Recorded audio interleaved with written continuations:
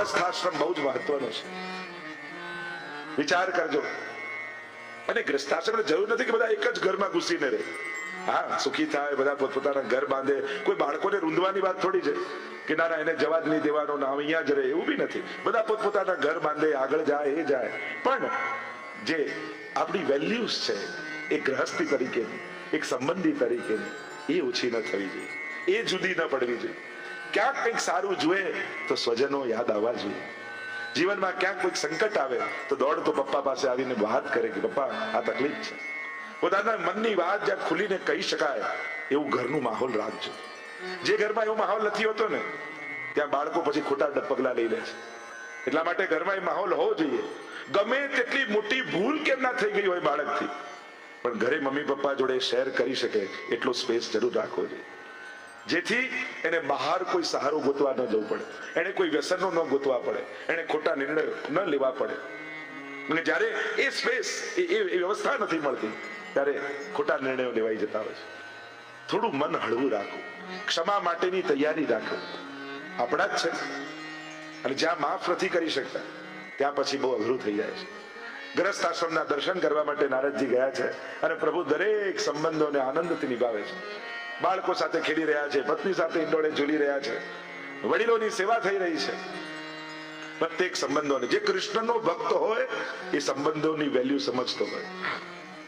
અને કૃષ્ણને પણ જ્યારે આપણે યાદ કરીએ છીએ ને ત્યારે સંબંધો થકી યાદ કરીએ છીએ. એક કૃષ્ણ એવો છે પરમાત્મા જેને સંબંધોથી યાદ કરાય. ભલે ઈશ્વર છે, ભલે પરમાત્મા છે, પણ તું મારી માં છું, તું મારો ભાઈ છું, તું મારો પિતા છું, તું મારો પતિ છું, તું મારો સખા છું. મારી ભીતર જેટલા સંબંધોના ભાવ છે એ બધા ભાવ તારી જોડે જોડવાનું મને ગમે છે, કારણ કે તને સંબંધો નિભાવતા આવડે છે. પ્રભુની પ્રત્યેક ચરિત્રમાં તમે જુઓ, દરેક સંબંધોને ભગવાને નિભાવ્યા છે, નિભાવ્યા છે ને દીપાવ્યા છે. આમ ગ્રસ્તાશ્રમના દર્શન કર્યા. આગળ જરાસંઘ ઉદ્ધારની કથા આવી, યુધિષ્ઠિર દ્વારા રાજસુ યજ્ઞની કથા આવી. રાજસુ યજ્ઞ કરવા માટે યુધિષ્ઠિરે બધાને ભેગા કર્યા. ચલો કોણ કઈ જવાબદારી નિભાવશે? આપણે જેમ અહીંયા સંસ્થામાં નક્કી કરીએ ને, ચલો સ્ટેજની વ્યવસ્થા કોને આપો, બેઠક વ્યવસ્થા કોને, પ્રચારની કોને, પ્રસાદની કોને, જે જેમાં કુશળ હોય એને એ જવાબદારી આપવામાં આવે. રાજસુ યજ્ઞ થઈ રહ્યો છે એટલે બધાને જુદી જુદી જવાબદારી. ભીમને કહ્યું તું ભોજનની વ્યવસ્થા કર, કારણ કે ભોજનનો જે શોખીન હોય ને એને જ સોંપાય. જેને પોતાને પચતું ના હોય ને એને એમ થાય ખીચડી જ બનાવો ને દૂધ પાક કોઈને પચશે નહીં. તકલીફ પોતાને હોય પણ એને સાર્વભૌમ લાગે, એટલે જે ખાવાનો શોખીન હોય ને એને જ સોંપાય.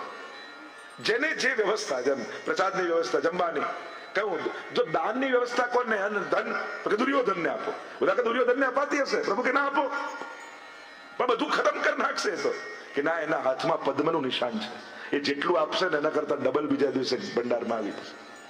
બધાને બધી જવાબદારી પરમાત્માએ સોંપી. બધાએ પૂછ્યું હે કૃષ્ણ આપ શું કરશો? પ્રભુ કે મેં તો મારી સેવા પહેલેથી વિચારી લીધી છે. આપ શું કરવાના?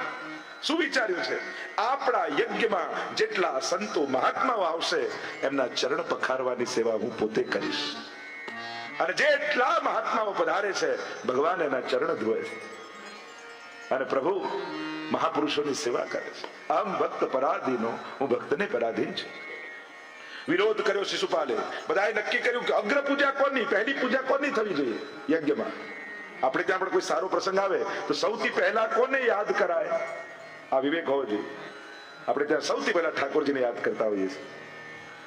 કઈ પણ સારો પ્રસંગ આવે, ચલો પહેલા ઠાકોરજીનો મનોજ કરો, પહેલા પ્રભુને સામગ્રી લેવડાવો, પહેલા પ્રભુનો દાગીનો કરો. વિવાહ આવી રહ્યો છે, સૌથી પહેલા આપણા દિવસની શરૂઆત પણ. હું તો કહું છું, જો એમ કહેવાય કે 24 કલાક ભગવાનનું નામ લેવું હવે આપણા માટે સંભવ નથી, તો 24 કલાક ના લઈ શકીએ, પણ એટલું તો નક્કી કરી શકીએ ને, પહેલો શબ્દ જે બોલીશ દિવસમાં એ ઠાકોરજીનું નામ બોલીશ. બધું ધરીને લેવું જોઈએ પણ આપણે નથી કરી શકતા. ચલો એટલું તો કરીએ, પહેલું વસ્તુ જે મોઢામાં મૂકીશ એ ઠાકોરજીની પ્રસાદી વસ્તુ મૂકીશ. આ ખુલે અને પહેલા શ્રીજીના દર્શન થાય. ઠાકોરજીનું ચિત્ર રાખવું, પહેલા પ્રભુ આપને જોઈશ. અને શર્ટનું પહેલું બટન બરાબર લાગે ને તો બાકી બધા આપમેળે બરાબર લાગી જાય, પણ જો પહેલું ખોટું લાગે તો બધા જ ખોટા લાગે. એમ જેની શરૂઆત નબળી ને ખરાબ એનો આખો દિવસ ખરાબ થાય. એટલે દિવસની શરૂઆત સારી કરો, ભગવત નામથી કરો, ભગવત ઉચ્ચારણથી કરો, ભગવત દર્શનથી કરો. આજ આપણા દિવસનું મંગલાચરણ છે. મંગલ આચરણ એ જ મંગલાચરણ. અહીંયા શિશુપાલે વિરોધ કર્યો કૃષ્ણ તો ગુવાળિયો છે, કપટી છે, ચોર છે, 100 અપશબ્દો બોલ્યો. ભગવાને સુદર્શન છોડ્યો, ઉદ્ધાર થયો શિશુપાલ. આગળ સુદામા ચરિત્રની કથા આવી અને વર્ણન કરતા કહ્યું બ્રાહ્મણ છે, લૌકિક ધન નથી, પણ બ્રાહ્મણનું ધન શું છે? ભગવદ નામ. જેટલા મંત્રના જાપ બ્રાહ્મણ વધારે કરે ને એટલા એના આશીર્વાદ વધારે પડે. લોકો પાસે અપેક્ષા કરતા બ્રાહ્મણે ભગવત નામ વધારો, ભગવત જપ વધારો. બ્રાહ્મણો બ્રહ્મવિત્રમ વિરક્ત ઇન્દ્રિયાર્થેષુ. ઇન્દ્રિયોની બહુ લાલસા ને લોલુપતા નથી, જે મળે એમાં સંતોષ છે. અને જીવનનો મહામંત્ર એ જ છે સંતોષ. જબ આવે સંતોષ ધન સબ ધન ધૂર સમાન રહે. બધું જ મળ્યું પણ સંતોષ ન મળ્યો, અને લાલસા જેની જેટલી મોટી એટલું માણસ દુખી વધારે. વિરક્ત ઇન્દ્રિયાર્થેષ પ્રશાંત આત્મા જીતેન્દ્રિય. પ્રશાંત છે જેને તૃપ્તિ હોય એને પછી અપેક્ષાઓ ન હોય. જીતેન્દ્રિય છે, ઇન્દ્રજીત છે. ઇન્દ્રિયોની વિષયોને જીતવું અઘરું છે. એની લાલસા માટે માણસ ખપી જાય છે. જો આ તો ઘોડા જેવું છે, ઘોડાની લગામ તમારા હાથમાં હોય તો તમે ઈચ્છો ત્યાં ઘોડો જાય, અને લગામ છૂટી જાય તો ઘોડો જ્યાં લઈ જાય ત્યાં જવું પડે. આ ઇન્દ્રિયો પણ અશ્વ જેવા છે, ઉપનિષદ કહે છે. જ્યાં ભગાવે ત્યાં માણસ ભાગીને જાય. કૃષ્ણ સ્યાસિત સખા, કૃષ્ણનો એક સખા. અને આ સાખ્ય ક્યાં થયું હતું? સાંદીપની ઋષિના આશ્રમમાં. ભગવાન જયારે ભણવા ગયા ને ત્યારે ત્યાં રાજા મહારાજાઓના પુત્ર તો હતા, પણ આ સુદામા ગરીબ બ્રાહ્મણનો દીકરો પણ ભણતો. કોઈ એની જોડે મિત્રતા ન કરે, ભગવાને મિત્રતા બાંધી છે. અને સુદામાને એ વાતનો આનંદ છે. બ્રહ્મવિત્તમ છે પણ લૌકિક ધન નથી. અયાચક વ્રત લીધું છે, ક્યાંય માંગીશ નહીં. પત્ની કહે કે નાથ, તમારા સંકલ્પો માટે મને ગૌરવ છે, ના નથી, પણ બાળકો જયારે ભૂખ્યા હોય અને રાતના સુતે સમયે ભોજન માંગે ને, અને કેવલ લોટમાં પાણી ભેળવીને દૂધ કહીને પીવડાવી દઉં, અને ભૂખ્યા પેટે સુતેલા બાળકોના ચહેરા જોઉં છું ને ત્યારે મારાથી રહેવાતું નથી. નાથ, મેં સાંભળ્યું છે કે દ્વારિકાધીશ આપનો મિત્ર છે.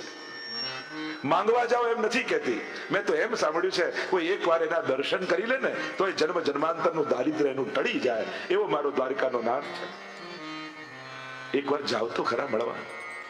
રોજ જયારે આમ પત્ની કહેવા લાગી ને ત્યારે સુદામાને વિચાર આવ્યો કે ક્યારે નહોતી કહેતી ને હવે રોજ કહે છે. મને લાગે છે કે પ્રભુને મને મળવાની ઈચ્છા થઈ લાગે છે, એટલે આની જીભ પરથી બોલાવડાવે છે. જો ઘણી વાર ભગવાન બોલતા હોય છે, આપણે ઓળખી નથી શકતા કે આની જીભ પર બેસીને ભગવાને મને કહ્યું. જેને સત્સંગ કર્યો એને સમજાય, નહીં તો આ વ્યક્તિ ક્યારે આવું ન કે આજે એને કહ્યું. આ પોતે નથી બોલ્યો, કદાચ ચોક્કસ ભગવાને મને ઈશારો કર્યો છે. ઠાકોરજી કોઈ સંકેત કરી રહ્યા છે મને. સુદામાને થયું કે પ્રભુને મળવાની ઈચ્છા થઈ લાગે છે, એટલે પત્નીના મુખે બોલાવડાવે છે. પત્નીને કહ્યું ઠીક છે, તારી બહુ ઈચ્છા છે ને તો લાવ હું દ્વારિકા જાઉં, પણ ખાલી હાથે કેમ જાઉં? વિચાર કરો, આવા દારિદ્ર અવસ્થામાં પણ પ્રભુને શું આપીશ એ વિચાર સાથે જાય છે. આ જ ફરક છે એક પુષ્ટિમાર્ગીય વૈષ્ણવ ને એક સાધારણ ભક્તમાં. સાધારણ વ્યક્તિ હોય એ મંદિરે જાય ને ત્યારે મનમાં વિચારતો જાય આજે ભગવાન પાસે શું માંગીશ. અને વૈષ્ણવ જયારે હવેલીએ જાય ત્યારે વિચાર કરતો જાય આજે ઠાકોરજીને શું આપીશ, પ્રભુને કયું સુખ આપીશ, પ્રભુને કઈ વસ્તુ ધરીશ. એવા વિચાર સાથે વૈષ્ણવ હવેલી જતો હોય છે. આપવાની ભાવના સાથે જતો હોય છે, માંગવાની ઈચ્છા સાથે નથી જતો. અને સુદામા કહે ત્યારે 4 મુઠ્ઠી તાંદુલ ભરી દીધા પત્નીએ. એક ધોતી અને ઉપરનો ઓઢી, કૃષ્ણ શરીર છે, હાથમાં લાકડી લઈને સુદામાજી ચાલ્યા છે. ચાલતા થાક્યા, વૃક્ષની નીચે સૂઈ ગયા. પ્રભુને થયું કે મારો ભક્ત મારી તરફ આવી રહ્યો છે. એ 10 ડગલા ચાલે તો 90 ડગલા હું ચલાવું. યોગ નિદ્રામાં સુડાવીને ઉપાડ્યા અને દ્વારિકાની બહાર આવું જ વૃક્ષ હતું એની નીચે સુડાવી દીધા. જ્યાં સુદામાએ નેત્રો ખોલ્યા અને સામે કોઈ નગરી દેખાઈ. ઉતાવળે કોઈ જતા વ્યક્તિને પૂછ્યું કે આ કઈ નગરી છે, કોની નગરી છે? આ તો અમારી દ્વારિકાધીશની સ્વર્ણની દ્વારિકા છે. અરે હું દ્વારિકા આવી પણ ગયો, મને ખબર ન પડી. ચાલતા પૂછે છે દ્વારિકાધીશનો મહેલ ક્યાં છે? અને જ્યાં સમાચાર મળ્યા અહીંયાથી આમ જાઓ, રસ્તો મળ્યો અને પહોંચ્યા સુદામા બહાર. અને જ્યાં પ્રવેશવા જાય દ્વારપાલોએ રોકી દીધા. કોણ છો? ક્યાં જાઓ છો? શું કામ છે? કોનું કામ છે? અરે દ્વારિકાધીશનો હું મિત્ર છું. મારું નામ સુદામા છે, મારા મિત્રને મળવા માટે આવ્યો છું. અરે તમારા જેવા તો રોજ કેટલાય આવીને ઉભા રહે છે. જો પ્રભુ બધાને મળવા જાય ને તો આખો દિવસ મળવામાં પૂરો થઈ જાય. રાજકાજ ક્યારે કરે? જાઓ, નહીં મળે. થોડી વાર થઈને પાછા સુદામાજી આવે. અરે એકવાર જઈને કહો તો ખરા, એમનો મિત્ર સુદામા ઉભો છે, ના પાડીને તને એકવાર જતો રે. ગડગડા થઈ ગયા સુદામાજી, આટલી દૂરથી તને મળવા આવ્યો પ્રભુ, તારા દર્શને મળે નહીં. મુખમાંથી નેત્રોમાંથી અશ્રુપાત થવા લાગ્યા. નીચે બેસી ગયા સુદામા. અને જ્યારે આ દશા સુદામાની જોઈ, દ્વારપાલોને આવી દયા. આ આટલું બધું કે છે તો લાવ એકવાર જઈને પ્રભુને સમાચાર તો આપવા દો કે સુદામા આવ્યા છે. અને દ્વારપાલ ભીતર ગયા. સોનાના ઈંડોળે પરમાત્મા ઝૂલી રહ્યા છે. દ્વારપાલે આવીને કહ્યું, મહારાજ, કોઈ બ્રાહ્મણ બહાર આવીને ઉભો છે, પોતાનું નામ સુદામા કહે છે. અને જ્યાં સુદામા શબ્દ કર્ણમાં પડ્યા, ફલાંગો ભરતા ભરતા પરમાત્મા દોડતા જાય, કૂદતા જાય. પીતાંબર હવામાં લહેરાઈ રહ્યું છે. ભાગતા ફલાંગો ભરતા ભરતા પરમાત્મા દ્વાર પર આવ્યા. બાથ બીડી લીધી સુદામા. આટલા વર્ષે તને મારી યાદ આવી સુદામા. આવ આવ આવ આમ કરીને પધરાવીને લઈ ગયા. બધા અવાક બનીને જુએ છે. દ્વારપાલ દોડતી દોડતી અષ્ટપટરાણીઓ આવી, પધરાવીને સુદામાને લઈને સુવર્ણના સિંહાસન પર બિરાજમાન કર્યા. રાણીઓને કહ્યું, જલ્દી કેસરનું જળ ગરમ કરીને લાવ, મને ચરણ પખારવા છે. અને જ્યાં પટરાણીઓ ગળ ગરમ કરવા જાય એ પહેલા તો પ્રભુના નેત્રોમાંથી સરતા આંસુએ સુદામાના પગ ધોઈ દીધા છે. પાણી પરાત કો છુયો નહીં, આ સુવર્ણ જલ સે પગ ધોએ. બધા આશ્ચર્ય ભાવથી જુએ. આટલા મહેમાનો આજ સુધી આવ્યા, રાજા મહારાજાઓ આવ્યા, પણ પ્રભુને આવા તો ક્યારેય જોયા નથી. આવા ગળગળા થયેલા પરમાત્માને પહેલી વાર જોઈ રહ્યા છે. આ કોણ છે બ્રાહ્મણ? પોતાના વસ્ત્રો લાઈને આપ્યા છે, પોતાના શણગાર અને મુકટ ધરાવ્યા છે સુદામાને. સુદામાને સંકોચ થાય છે, હું સાધારણ ગરીબ બ્રાહ્મણ, આ દ્વારિકાનો નાથ, અને મારી આગતા સ્વાગતા કરે છે. પ્રભુનો હરખ માતો નથી. રાત્રિના સમયે ભોજન કરવા માટે બંને વિરાજ્યા છે. ભોજન કરતા કરતા કોળીઓ લેતા લેતા સુદામા કહે, પ્રભુ તમને યાદ છે? હું તો એક ક્ષણ માટે ભૂલ્યો નથી. ગુરુકુળમાં સાંદીપની મુનિના આશ્રમમાં આપણે ભણતા, કોઈ મારી જોડે બેસીને ભોજન કરવા તૈયાર ન થતું. કેમ કે બધા રાજા મહારાજાઓના પુત્રો અને હું એકલો ગરીબ બ્રાહ્મણનો બાળક, એકલો વૃક્ષ નીચે ઉદાસ થઈને બેઠો હતો. બધાએ મને તરછોડી દીધો હતો. ત્યારે પ્રભુ આપ આપની પાતળ લઈને મારી નિકટ આવ્યા હતા અને કોળીઓ ભરી ભરીને આપે મારા મોઢામાં મૂક્યો હતો. કેમ ભૂલું પ્રભુ એ મિત્રતાને? પ્રભુ કહેવા લાગ્યા, હા સુદામા, મને તો એ યાદ છે, અને એ વાતે યાદ છે કે ગુરુ માએ ચણા આપ્યા હતા કે બંને વાટીને ખાજો. લાકડા વીણવા માટે આપણે ગયા, ઝાડ પર ચડી ગયા, વર્ષા બહુ હતી. સુદામા તો એકલો ખાઈ ગયો હતો. અને અશ્રુપાત કરતા કરતા સુદામાએ કહ્યું, પ્રભુ એક ક્ષણ ને તો એક ક્ષણ માટે નથી ભૂલ્યો. આ દરિદ્રતા એ મારા ભાગ્યમાં નહોતી લખાઈ, આ તો મારી પસંદ કરેલી છે. કારણ કે જે ભગવાનનું આપેલું ભગવાનને ધર્યા વગર ખાઈ જાય, એની તો આ જ દશા થાય. જેના ભાગનું હોય એને ન આપે. ભગવાન 2 ટંક પેટ ભરીને આપણને જમાડે છે, પણ ઠાકોરજીને એક કટોરી મિશ્રી આપણે ધરી શકતા નથી. અમને નહીં ફાવે, અમારે ત્યાં નહીં ફાવે. અરે 2 ટંક જમાડનાર પરમાત્માનો કટોરી મિશ્રી ધરીને એટલો આભાર ન માની શકો કે તારા જેટલું તો હું તને નથી આપી શકતો, પણ મારા જેટલું તને ચરણોમાં ધરું છું. જે 24 કલાક પરમાત્મા એક દિવસમાં આપણને આપે, એને 10 મિનિટ 2 હાથ જોડીને આભાર માનીને ઉભા ન રહી શકે. જે આટલું મોટું ઘર આપણને બાંધી આપે, એને 2x2 નો ખાનું આપણે ના આપી શકીએ. આપણી જાતને આપ વૈષ્ણવ કેમ કહીશું જો આટલું પ્રભુ માટે ન કરી શકીએ? એને વિદ્યા આપી, એને બુદ્ધિ આપી, એને પુરુષાર્થ આપ્યા, એને સફળતા જીવનમાં આપી, તો મળેલી સફળતાનો આભાર તો પરમાત્મા પાસે માંગો. તો કે નહીં માનો તો લઈ લેશે તો કયા મોડે ફરિયાદ કરશો? સુદામા અને પ્રભુ સાથે ભોજન કરતા કરતા બાળપણના ઘટનાઓને પ્રસંગોને યાદ કરે છે. પ્રભુએ કહ્યું, તું આવ્યો તો ખરા, તારા લગ્ન તો થઈ ગયા છે ને સુદામા? હા, બહુ યોગ્ય પત્ની ઘરમાં છે. સુદામાએ પૂછ્યું, તારા? પ્રભુ કે તો પ્રશ્ન કરવા જેવો જ નથી. ભાભીએ કંઈક તો મારા માટે મોકલાયું હશે ને? સુદામા પ્રભુનો વૈભવ જોઈને ગભરાય અને તાંદુલની પોટલી ધીમે ધીમે સરકાવા લાગ્યા, છુપાવા લાગ્યા. બતાવતા રાતમાં શું છે? ના ના, કાંઈ નથી પ્રભુ. પ્રભુએ ઝૂંટવી ખોલી પોટલી, મુઠ્ઠો ભરી ભરીને તાંદુલ પ્રભુ આરોગવા લાગ્યા. 3 મુઠ્ઠીમાં તો કુબેરનો વૈભવ પરમાત્માએ સુદામાને આપી દીધો. રાણીએ હાથ પકડ્યો કે નાથ, અમને પણ આપી દેશો કે શું? પરમાત્માએ કુબેરનો વૈભવ ભર્યો, પણ સુદામાને ખબર ન પડવા દીધી. સુદામાને તો એમ થયું કે મેં ભગવાનને આપ્યું. સુદામાને એ ન સમજાયું કે આ લઈને ભગવાને એને શું આપ્યું. આપણને એમ થાય ને, મેં ઠાકોરજીના શણગાર ધર્યો, મેં ઠાકોરજીને ભેટ ધરી, મેં ઠાકોરજીને સામગ્રી ધરી, આપણું ધરેલું દેખાયું, પણ એ કટોરી મિશ્રી લઈને એને શું આપ્યું એ તો કોઈને ખબર ન પડે. પરમાત્મા આપે છે પણ ક્યારેય કોઈને ખ્યાલ નથી આવવા દેતો કે એને શું આપ્યું છે. અહીંયા અનેક દિવસ સુધી સુદામાને રોક્યા છે. ઘણા દિવસ થયા એટલે સુદામાને યાદ આવ્યું, અરે મારી પત્ની, મારા બાળકો. પત્નીને તો ખબર નથી કે મેં પ્રભુ પાસે કઈ માંગ્યું નથી, કઈ દશામાં હશે. હવે હું ઘરે જાઉં, આમ વિચાર કરીને આવ્યા પ્રભુ પાસે અને પ્રભુને વિનંતી કરવા લાગ્યા કે હે નાથ, હવે મને આજ્ઞા આપો. મારા પત્ની ને મારા બાળકો મારી પ્રતીક્ષા કરતા હશે.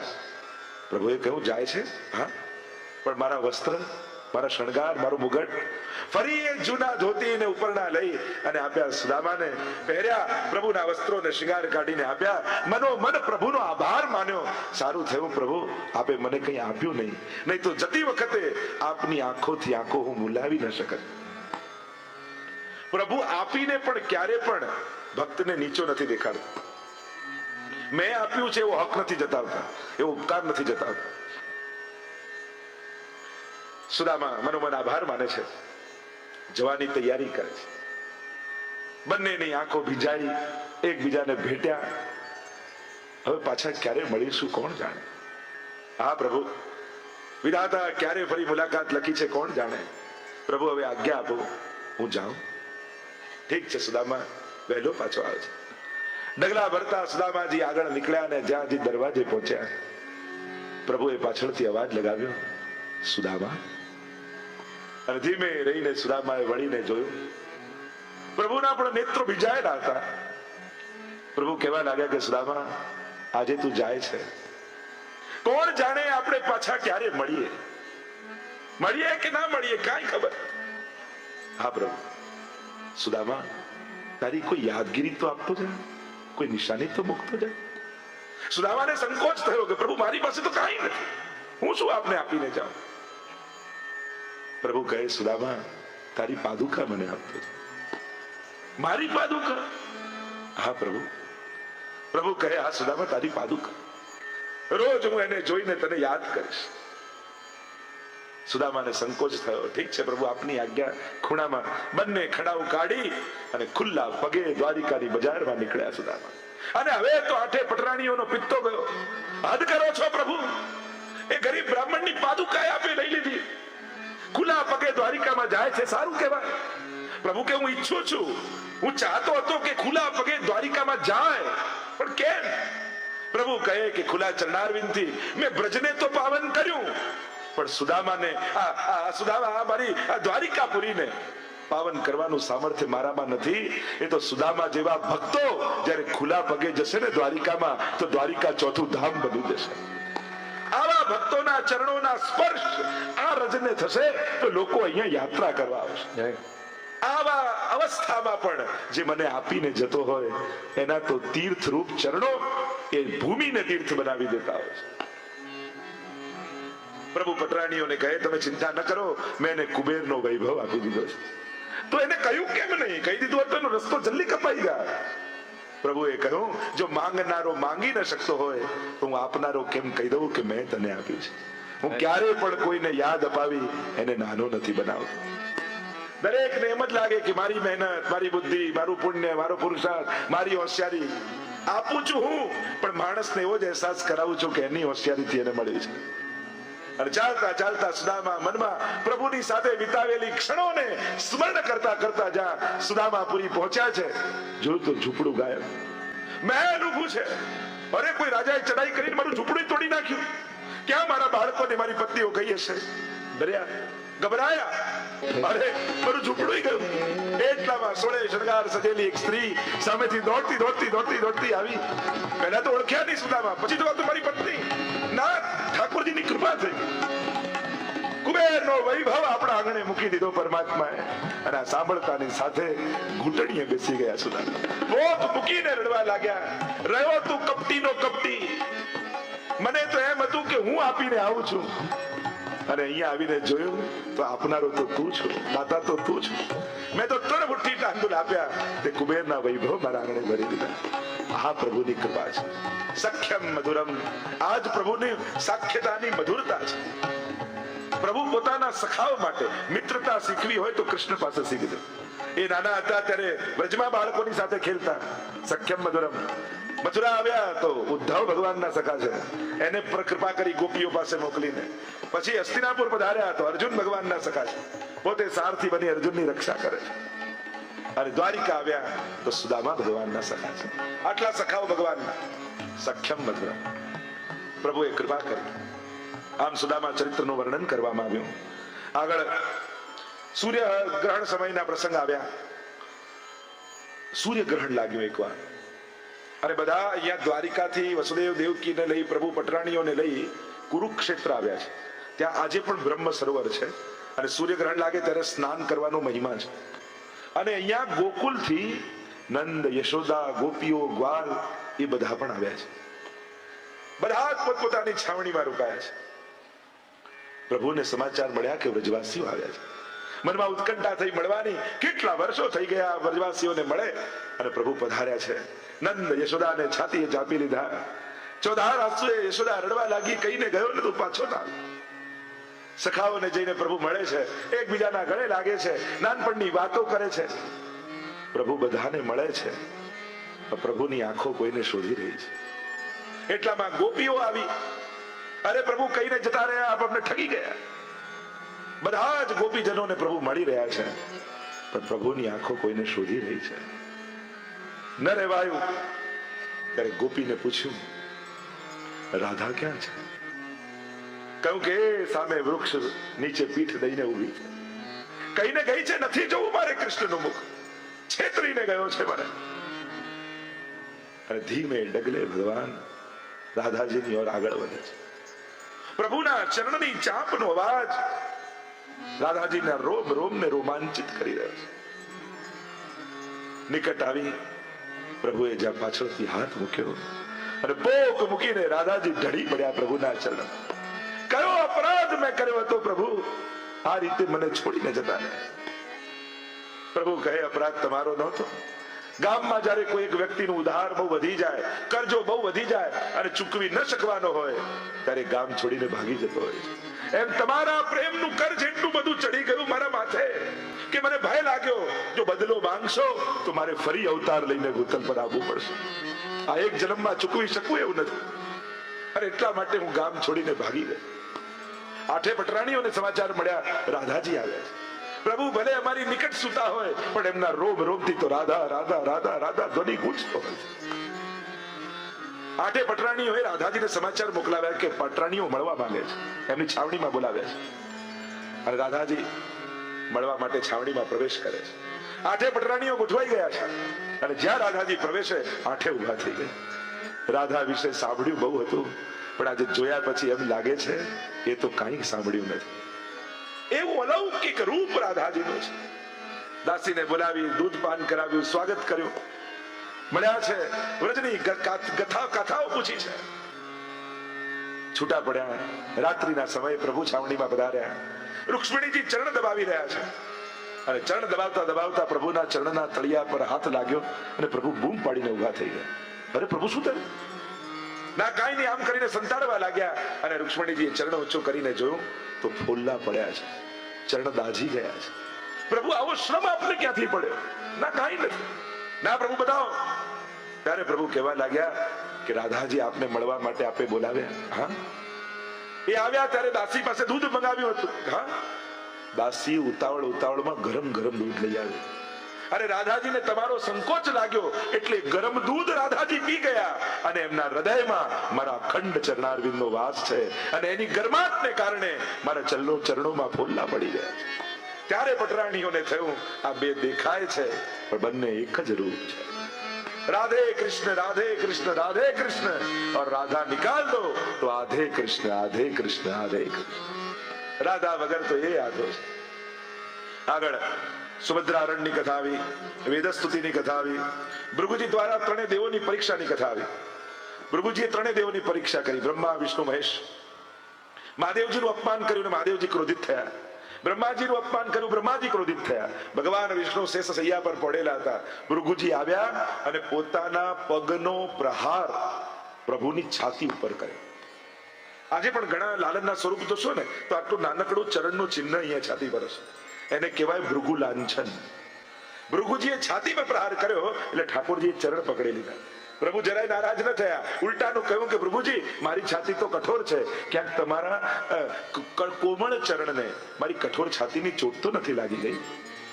ત્રણેય પ્રકારની પરીક્ષા કરી, કાયિક, વાચિક અને માનસિક. વૈષ્ણવે તો ત્રણેયમાં નિગ્રહ કરો. ગીતાજીમાં એટલે તપ બતાવ્યા ને ત્રણેયના. મન પ્રસાદ સૌમ્યત્વ મૌનમ આત્મ વિનિગ્રહ ભાવ સંશુદ્ધિ રીતિ તપો માનસ મુચ્યતે. મનનું તપ બતાવ્યું, દેહનું તપ બતાવ્યું, વાણીનું તપ બતાવ્યું. ત્રણેયનું વૈષ્ણવે નિગ્રહ કરો. મન પ્રસાદ, સદાય આનંદમાં રહેવું એ મનનું તપ છે. કારણ કે મનને દુઃખી રહેવું બહુ ગમે. ક્યાંક ને ક્યાંક દુઃખ ગોતી લે. આ માણસનો સ્વભાવ. ઉંદરડા જેવું, એટલે મહેલમાં પણ છોડો ને ત્યાં કાણું ગોતી લે. આ મનનો સ્વભાવ. પ્રસાદમાં બાકી બધું તો સારું હતું પણ સલાડ નહોતો, એમાં રડતા રડતા કરી જાય. જેને રડવું જ છે, જેને દુઃખી જ રહેવું છે, એને કોણ સુખી કરીશ? આ મનનો સ્વભાવ. મન પ્રસાદ, પ્રસન્નતા, પ્રસન્ન રહેવું એ મનનું તપ છે. મૌનમ, મૌન એ વાણીનું તપ નથી, મનનું તપ છે. મૌન રહેવાથી મન પવિત્ર થાય છે. અને મૌન એટલે ચૂપ રહેવું જ નહીં. મૌનની તો હું એટલી વ્યાખ્યા કરું કે માંગ વગરના થઈ જવું, એને જ મૌન કહેવાય. આજે મનમાં કોઈ માંગ ન ઉઠે, કોઈ ઈચ્છા ન ઉઠે, એ જ સાચા અર્થમાં મૌન છે. બાકી તો મૌન રાખીએ તો ઈશારાથી કેટલું કહી દે. અને હવે તો વોટ્સઅપ આવી ગયું, ટક ટક ટક ટક કરી મેસેજ કરે જ જાય. એને કરતા તું બોલી દે સારું વધારે. કારણ કે શું થાય, જે દિવસે કોઈ વ્રત લો ને ઘરમાં એ દિવસે ઊંધું થાય. એકાદશીના દિવસે જ સારું બન્યું હોય કઈ, અને પછી એકલી કરી હોય આપણે અને બધા જોડે ભેગા બેસો એટલે મન પછી વિચલિત શરૂ થાય. મન પ્રસાદ, મૌનમ, ભાવ સંશુદ્ધિ, ભાવની શુદ્ધિ રાખજો. સંજોગો ભલે નબળા આવે પણ વિચાર ક્યારે નબળા નહીં કરવા. સંજોગો આપણા હાથમાં નથી, સારા ખોટા નબળા સારા ચાલ્યા કરે, પણ વિચારવું નબળું નહીં કરે. અને જ્યારે મન નબળું પડશે ને તો સારા સંજોગો પણ તમને આનંદમાં નહીં રાખી શકે. જેનું મન નબળું છે ને સંજોગો પણ સુખી નથી કરી શકતા. એટલા માટે પ્રસન્ન રહેવું, ઉત્તમ વિચાર વાળા રહેવું, સારું વિચારવું. ના પ્રભુ બધું સારું કરી દેશે, બધું થઈ જશે, બધું મળી જશે, બધું કામ થઈ જશે. ઘણા લોકો ટેન્શનમાં જ રહ્યા કરે. નહીં થાય તો આમ નહીં થાય. વિશ્વાસ સાથે જીવવું. ચિંતા કાપી નકાર્યા નિવેદિતાત્મભી કદાપિતિ ભગવાન અભી પુષ્ટિસ્થો ન કરિષ્યતિ લૌકિકમ જગતે. બાપુજીને કહા ને વૈષ્ણવ કો ચિંતા નહીં કરના છે. પણ આજે તો જાણે ચિંતા એ માણસની આઈડેન્ટિટી થઈ ગઈ. કોઈને ચિંતા ન થતી હોય ને તો આપણને એની ચિંતા થાય કે કેવો માણસ છે, ચિંતા ન થતી. આ ચિંતા તો જાણે પરિચય થઈ ગયો. વિશ્વાસ રાખો, ભાવ શુદ્ધિ.